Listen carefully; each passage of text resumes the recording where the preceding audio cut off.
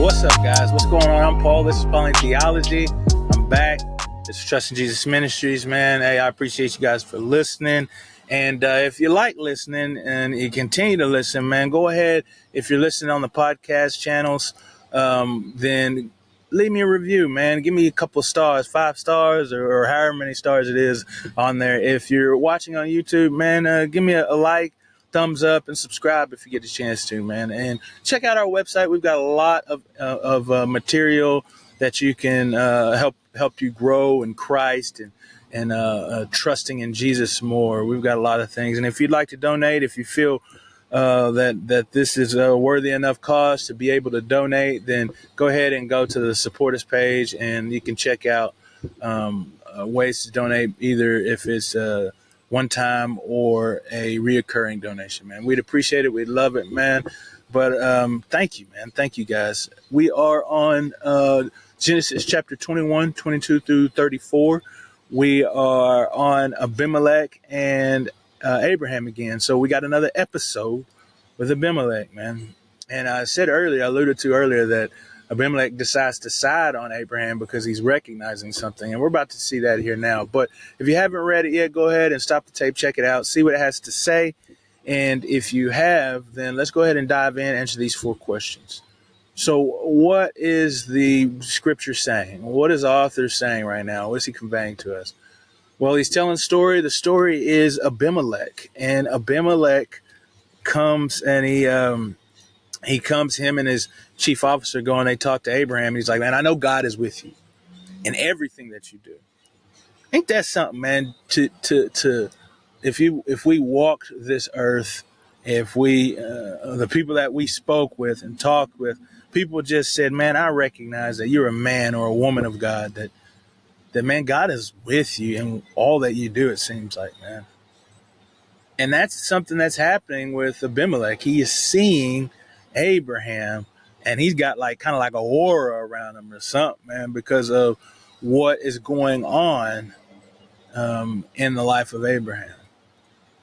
And so he wants to side himself with him. And so he tells him, he says, hey, swear to me that you won't do falsely.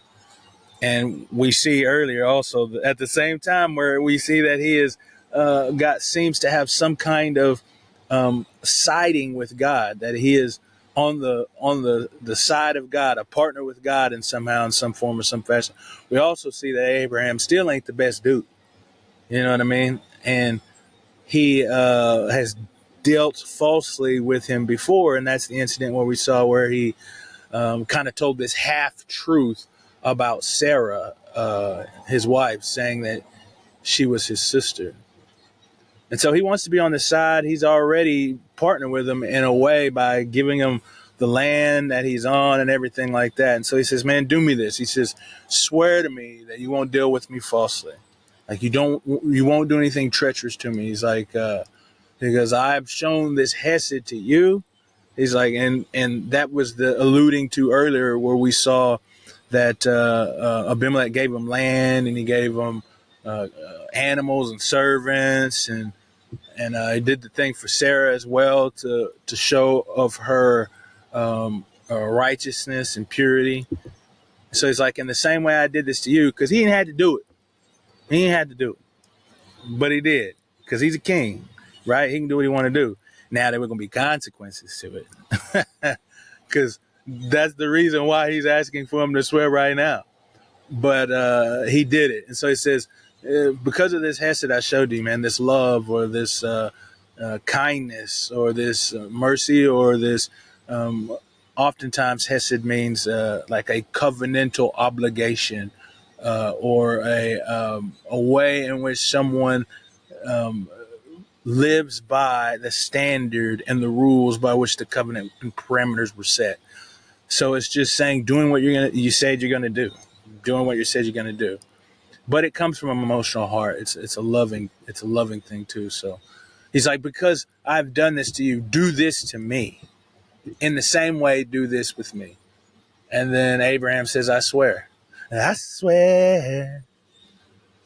It remind me of that song. You know, I don't know if you listen to the country one or if you listen to the R&B group one, but that's what Abraham said as he swore. Matter of fact, in the Hebrew, it's it's like an absolute. He's like, I solemnly swear, or I surely swear. So he says, I will do this. This is something, because of this love that you've shown to me, definitely I'm going to do this, man. This is something that I want to partake in. But after he did that, Abraham had a little reproof he wanted to give to Abimelech. He said that somebody snatched a well up from him.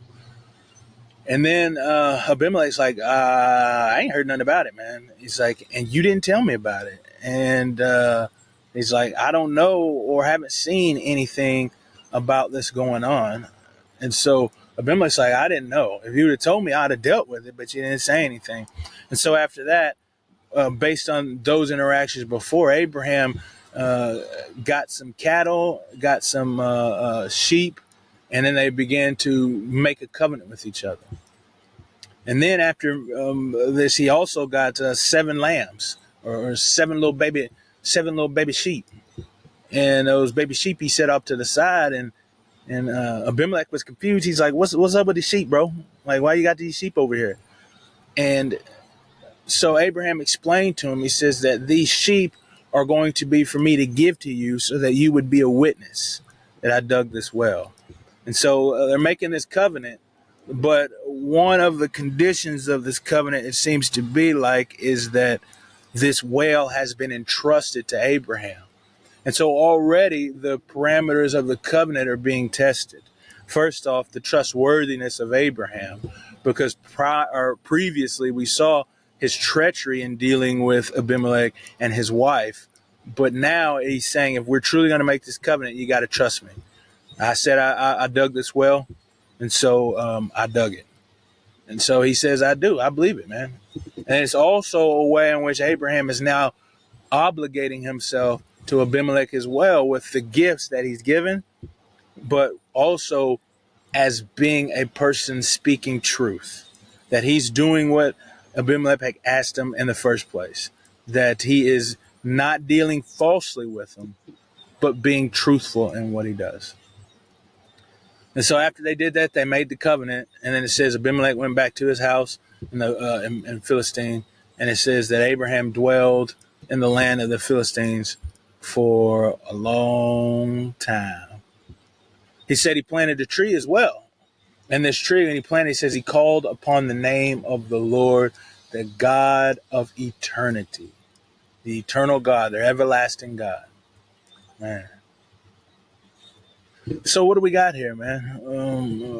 What is this speaking about the character of God? Who is God? What is the author conveying about him? Well, he's a present God, man. God is there. Because it was like Abimelech knew there was something about Abraham. He knew that there was something about Abraham that he had to be a part of. It's because God was present. God was with him. And then second, man, God is everlasting. So God trusted Abraham in a way, and that's why I think the author calls him everlasting God here, is because God was trusting that these generations that were to come, that his people would deal justly with him. It's because God is not only his God, not only the God of Abraham, but he is the God of Isaac. And we'll hear this phrase over and over as we continue to read, the God of Isaac, Jacob, or the God of Abraham, Isaac, and Jacob. It's because he's everlasting for the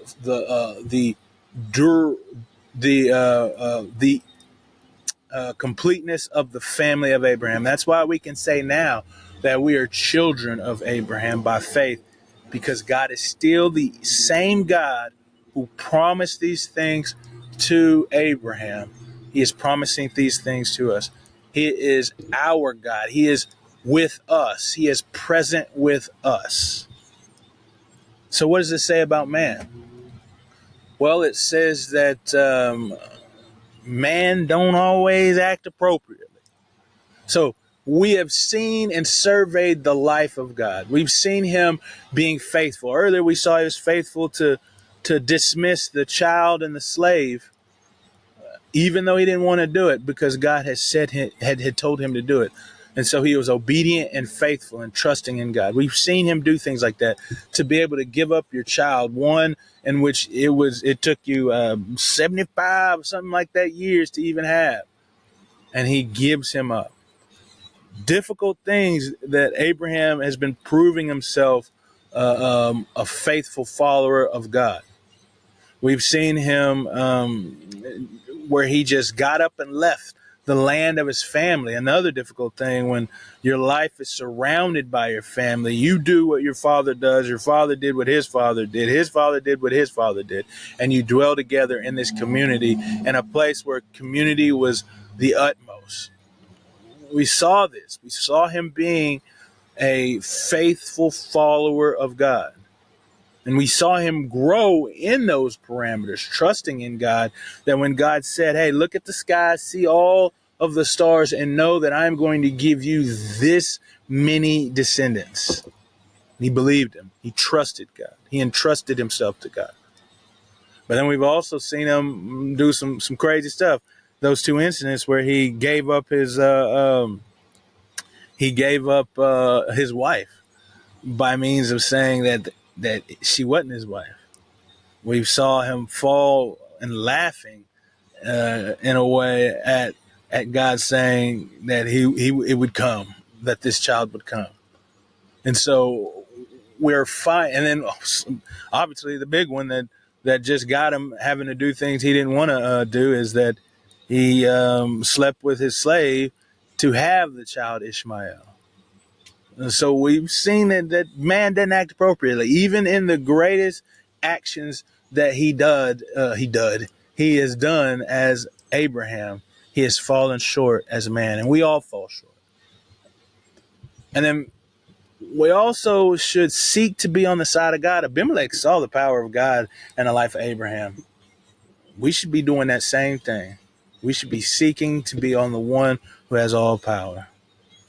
And also, we don't deserve the kindness that we receive sometimes, man. Because just how I explain those things about Abraham, it's like God still is keeping to his promise.